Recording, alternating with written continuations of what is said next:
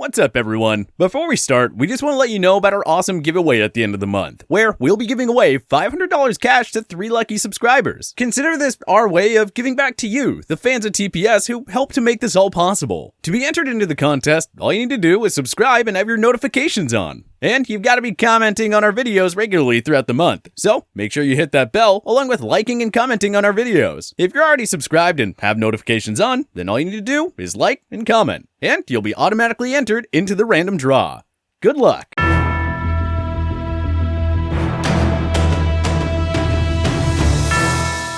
Every NFL team had at least one player who failed to live up to expectations in 2020. Whether it was injuries, age, or simply a bad fit with a new team or coach, several players just couldn't produce at the level we all expected. Here's a look at every NFL team's most disappointing player from the 2020 NFL season.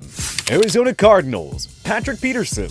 The 8-time Pro Bowler appears to be well past his playing prime at this point. It was a very frustrating year for the future Hall of Famer, to say the very least. According to Pro Football Reference, Peterson allowed 53 completions on 79 targets for 662 yards and 5 touchdowns. Pro Football Focus only graded him at 55.2 overall in the season. After a down 2019 season, Cardinals fans had a reason to be optimistic about a bounce-back year Peterson. But nope. He's clearly no longer the shutdown corner he once was. Atlanta Falcons, Dante Fowler Jr. The Falcons overpaid for Fowler Jr. when they handed him a 3-year, $48 million contract in free agency. Everyone knew that from day one. But most of us expect more than 3 sacks and just 1 forced fumble. Fowler was largely a non-factor on a very mediocre Atlanta defense. We knew he wouldn't match or top the 11.5 sacks he had for the Los Angeles Rams in 2019. But 3? Simply not good enough. Baltimore Ravens, Marquise Brown. After a decent rookie campaign, Marquise Brown was heavily expected to break out for the Ravens in year 2. Brown was considerably better in 2020, but he didn't reach that Pro Bowl level that many envisioned. He finished with 58 receptions for 769 yards and 8 touchdowns. 2021 has to be the year, right? Buffalo Bills, Ed Oliver.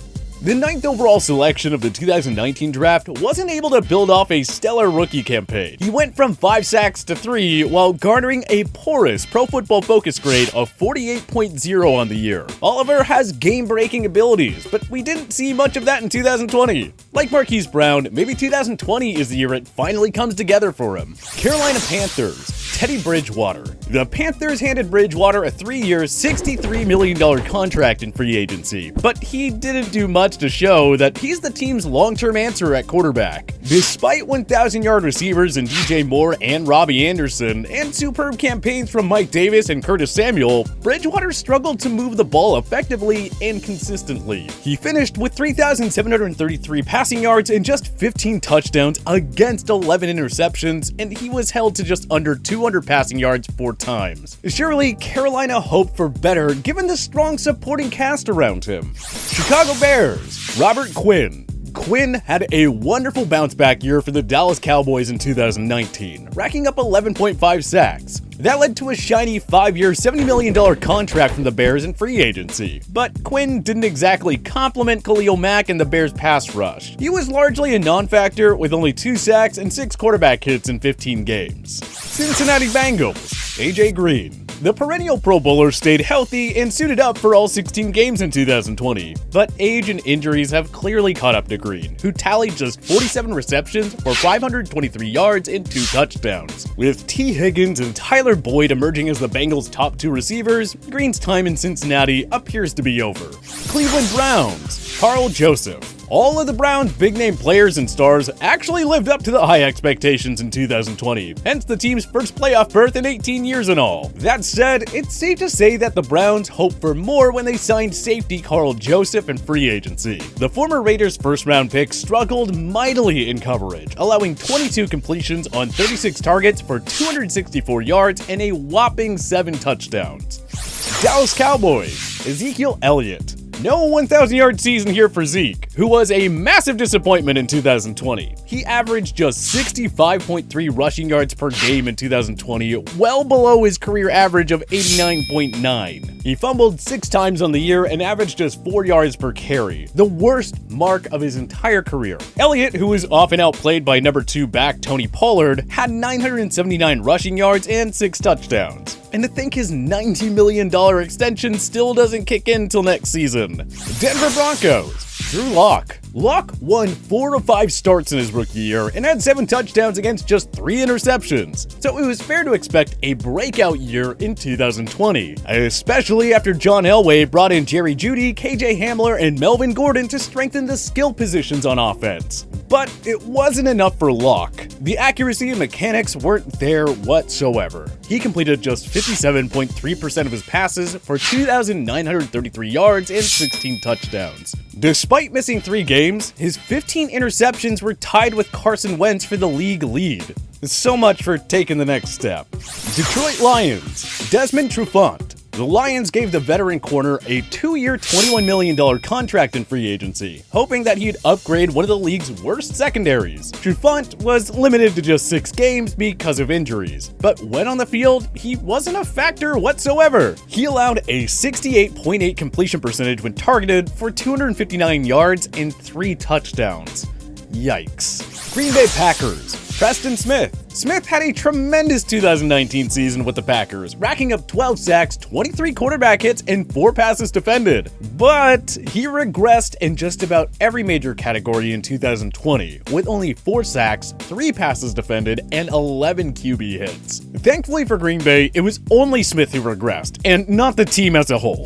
Houston Texans. Whitney Merciless. Few Texan players actually met or surpassed expectations in 2020. Veteran defensive lineman Whitney Merciless wasn't one of them. Merciless had a lackluster 2020 campaign with just 4 sacks, 0 forced fumbles, and only 5 tackles for a loss. Final PFF grade? A brutal 39.6. Indianapolis Colts. Rock Yasin. After a lackluster rookie season, the Colts hoped for a breakout year from the sophomore cornerback. Although their defense emerged as one of the league's best in 2020, Yasin wasn't much of a factor in that. Once again, he struggled tremendously in coverage, allowing 45 completions on 67 targets for 594 yards and 2 touchdowns. Not great by any means. He's gonna have to figure it out for 2021, because time is slowly running out for the former second-rounder.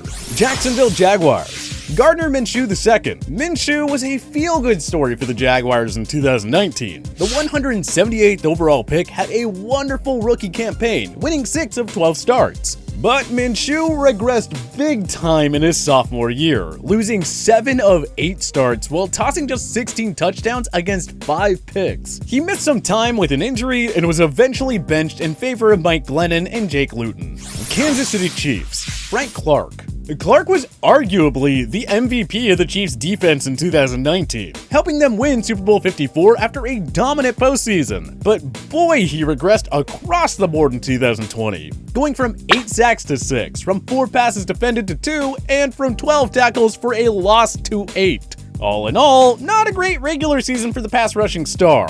Las Vegas Raiders. Jonathan Abram.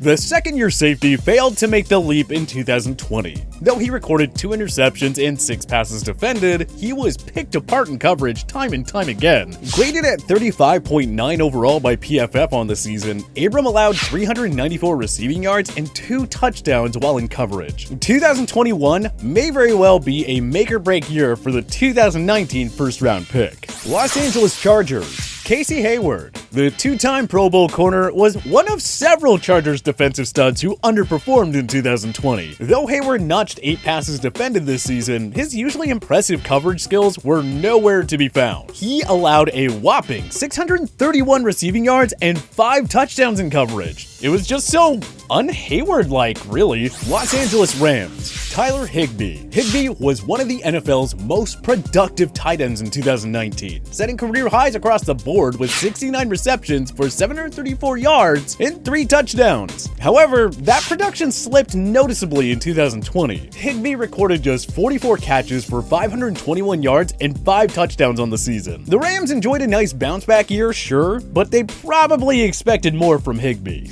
Miami Dolphins. Matt Breida. The Dolphins managed to win 10 games despite fielding one of the league's worst offenses. Specifically, their ground game was a huge disappointment, as offseason acquisitions Jordan Howard and Matt Breida did next to nothing for them. Howard lasted just 5 games, and Breida totaled only 254 rushing yards on 59 carries for 0 touchdowns. So much for upgrading the ground game.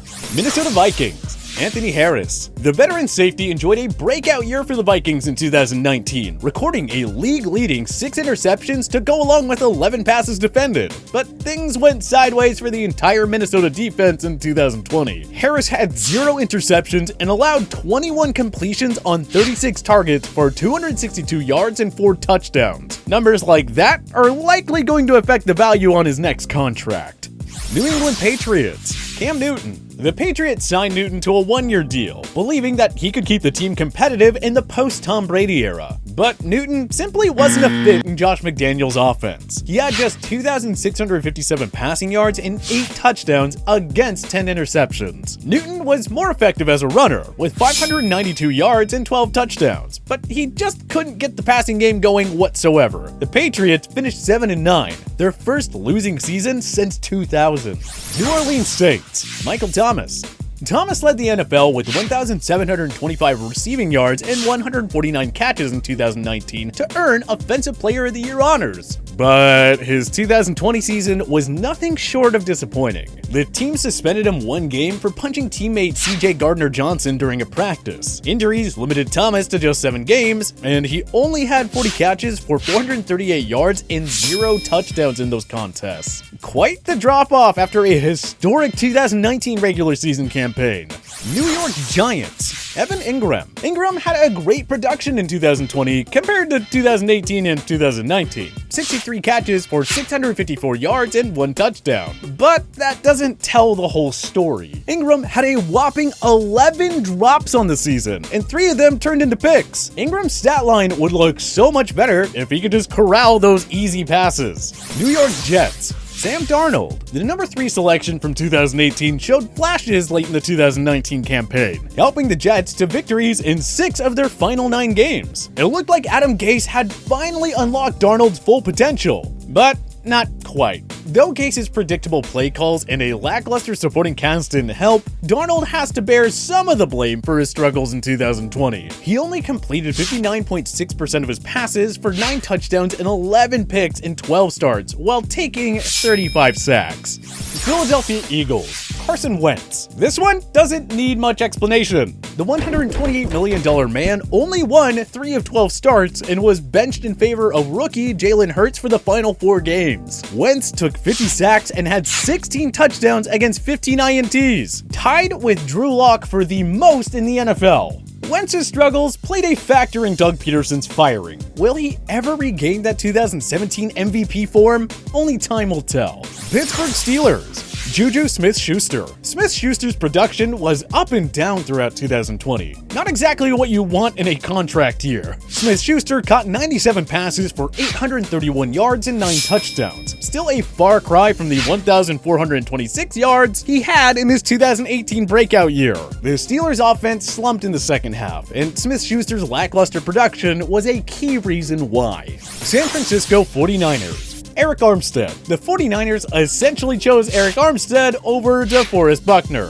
The latter was traded to the Colts, and the former landed a 5-year, $85 million extension. Armstead followed up his career-best 10 sacks from 2019 with 3.5 sacks in 2020. He forced 0 turnovers and had just 6 tackles for a loss. Hindsight is 2020, but looking back, keeping Buckner would have been the wiser call. Seattle Seahawks. Quinton Dunbar. Looking to bolster a weak secondary, the Seahawks acquired the standout veteran corner via trade with Washington in the offseason. Dunbar was limited to 6 games because of a knee injury, but even when on the field, he didn't do much to help fix the pass defense. Dunbar allowed 35 completions on 54 targets for 491 yards and 4 touchdowns. And folks, that was in just 6 game appearances. Those numbers would be pretty woeful even in a full 16-game season.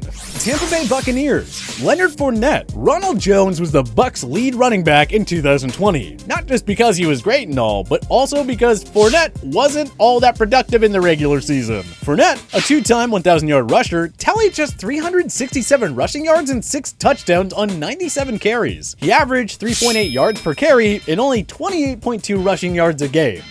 Tennessee Titans, Jadeveon Clowney. Before the start of the regular season, Clowney signed a one-year deal worth up to $15 million with the Titans. He suited up for just 8 games, having to undergo season-ending surgery on his left meniscus. Clowney was a non-factor in those 8 games. 0 sacks, 19 combined tackles, and only 6 quarterback hits. Simply not anywhere close to the $15 million worth. And that'll surely damage his value in 2021 free agency.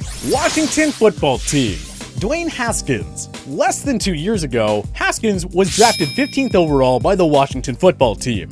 Now, he's no longer with the franchise. Haskins lost 5 of 6 starts in 2020, tossing 5 touchdowns and 7 interceptions. It was the epic comeback story of Alex Smith that guided Washington to an NFC East Division title, not Haskins. Haskins was released after Week 16 after he was seen out partying and violating COVID-19 protocols without a mask. It was a sour ending for a guy who had the makings to be the next franchise quarterback in DC. But hey, who do you think was the NFL's most disappointing player in 2020? Let us know in the comment section below. If you like this video and learned a thing or two, clicking the like button helps out a ton. And hey, we appreciate it. If this is your first time coming around to TPS though, subscribing is a great idea because we put out videos like this every single day.